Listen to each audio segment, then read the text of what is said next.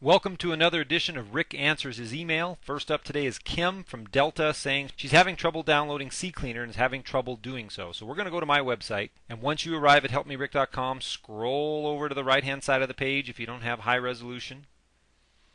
Scroll down the page, past the comments, to my links and resources section right here. And then click CCleaner. That is going to take you to the CCleaner website. Once at the CCleaner website, you're going to scroll down a little ways, and you can download from a couple different locations, either the File Hippo, which is a legitimate site, or the alternative download, which is what I use because it's going to get you a direct link to the program. So all you got to do, click it. When it says that, come up to save the file, save it. It should go to your desktop, or if you're using Windows Vista, it might go to the downloads folder. Once the download finishes, go find the download, double click on it, and you're in business.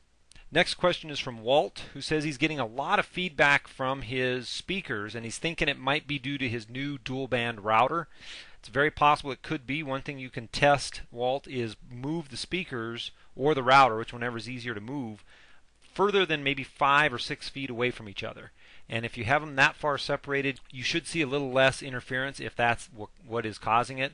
If it's still causing it at that distance, go even a little bit further.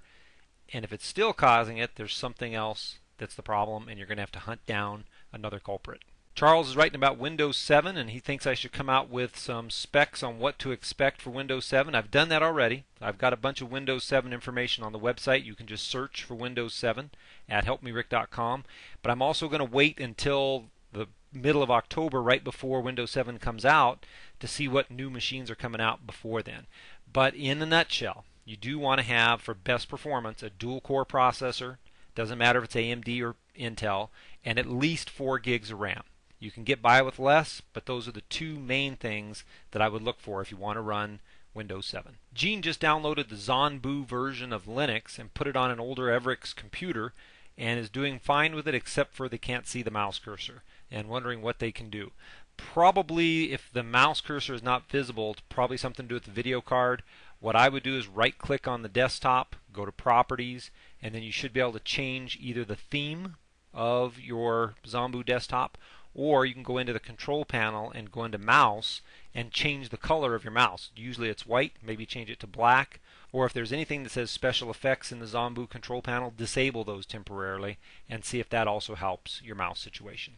Here's another Linux question. Frank from Kenosha says he's just recently discovered Linux and he's learning more about it and is excited about it, wondering where he can go to get more information. I do have some basic videos on my website. You may have already found those, but the best place I think to start is going to ubuntu.com, and at the ubuntu.com, go to their forums and peruse their forums. They have a whole beginner section. They have some great tips there for people that are just starting out, and if you have questions, it's a good place to research. I always recommend searching the forums before you ask a question, because there's a very good chance your question's already been asked, but that's a good place to start. There's also a great Ubuntu book called The Official Guide to Ubuntu that you can find at any bookstore or online as well. Good luck. Here's a couple of messages from Robert. I'm assuming because they came up in the same thread here, they're from the same gentleman. First, he's asking how to get rid of the AOL pop-up asking him for a new software version. You didn't mention if that is the AOL Instant Messenger or what's going on there, but the bottom line is I don't think you can get rid of it. And since I'm not an AOL expert, except to say if it was me, I'd get rid of AOL and just do all your AOL email in a normal browser. Do it in Internet Explorer, doing it in Firefox or Chrome or something like that. If you want to try to disable the automatic updates, you're going to have to contact AOL on that. His second question is there any way to tell how old a web page might be when you visit it? More and more, most web pages have a date on when an article has been posted. If you don't see a date, there's no method I know of figuring out how current that data really is, or that information really is. If anybody else out there does know how to do that, write back to me and then I'll forward the information on to Robert and the rest of us. Thanks, Robert. John, from looking at your email, I don't think you have slow computer disease at all. 90 seconds to start Windows XP, even with Service Pack 3, is actually pretty darn good. And with Firefox taking about 20 seconds to load, that is normal. It takes a little while for the very first time you open up Firefox, but every subsequent time it does come up pretty quickly. So in your case, you have plenty of RAM, you've got good security, you're running your security software. I don't think you have anything to worry about, John. Your computer looks, from this far away, looks fine to me. Teresa has a question about trying to learn how to navigate Twitter. Twitter takes a little getting used to. It's a very simple service, but yet navigating it can be sometimes frustrating, especially if you're not a Twitter user. First thing I'd recommend, Teresa, is getting a Twitter account if you don't already have one, and then secondly, using a program called TweetDeck. If I get enough people asking how to use Twitter, I think I'll do a video on it in the future, but at this point it seems like it's still an outlier for most people. Terry has a question where he's getting an update warning from Apple, or an update suggestion from Apple, about Bonjour, iTunes, and Apple software. If you're using an iPod or an iPhone or something like that from Apple, you do need to get the iTunes and QuickTime updates periodically because they make security updates and improvements on the software. If you're using the Safari browser, which I'm assuming you're not, you said you're using Firefox, you don't need that one.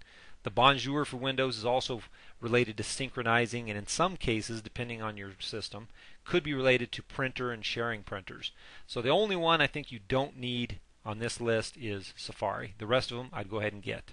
Debbie, in order to answer your question the best, I need to know what email client you were using before and what one you're using now so I can make the best suggestion for you. Kay has a question about putting pictures in the body of her email. She has a 12.1 megapixel camera. Number one, resize your photos using Windows XP. On my website at helpmerick.com, search for Picture Resizer. It's a very simple tool to resize your photos on your computer.